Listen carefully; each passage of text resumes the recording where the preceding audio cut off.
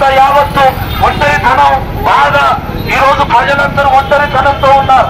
ఎందరు ఉన్నా, బంధువులున్నా, బలగమున్నా ఒంటరితనంతో జీవిస్తున్నారు ప్రియులారా. అయితే ఏంటిది ఒంటరితనం? నిజమైన ఒంటరితనం ఏదనగా, ఇదిగో నిజమైన దేవుడు లేకపోవడం వారి జీవితంలో నిజమైన ఒంటరితనం.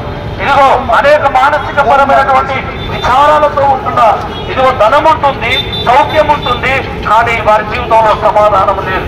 ఎంతో గొప్ప పేరుగాంచిన వారు, ధనం ఉన్న వారు ఉరువేసుకొని చనిపోతున్నారు, సూసైడ్ చేసుకొని చనిపోతున్నారు. కారణం ఏంటి ప్రియులారా?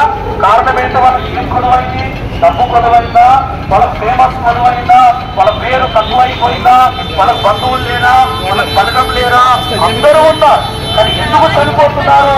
వాళ్ళ జీవితంలో శాంతి లేదు, వాళ్ళ జీవితంలో సమాధానం లేదు. అందుకు యేసుప్రభువు అంటున్నాడు, నేనే సమాధానం ఇచ్చివాడను, నేనే శాంతిని ఇచ్చివాడను అంటున్నాడు.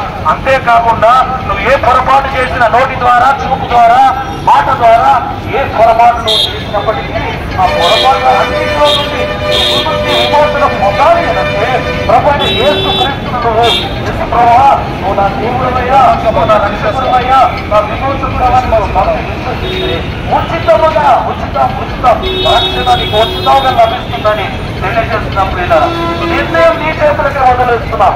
ఎటువంటి బలవంతం కాదు, ఎటువంటి ఫోర్స్ఫుల్ కాదండి, నిర్ణయం నీ చేతిలో వదిలేస్తున్నాం. ఇదిగో యేసు క్రీస్తు నమ్మడం వల్ల నిత్య జీవము. ఆయన నమ్మకపోతే నువ్వు నీతి మంతులుగా తీర్చబడవు. నీతి మంతులు పరలోకం వెళ్తారు.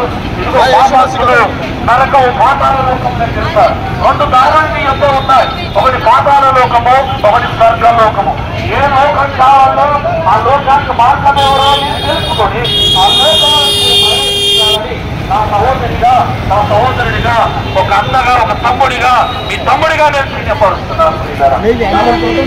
దీపముండగా మనం పగులుండగా ఎంత పనులు చేసుకుంటామో, దీపముండగా ఎలా మన ఇల్లును వెలుగుండగా ఇల్లును చక్కబెట్టుకుంటామో, ప్రాణం ఉండగానే మన ప్రభువైన యేసు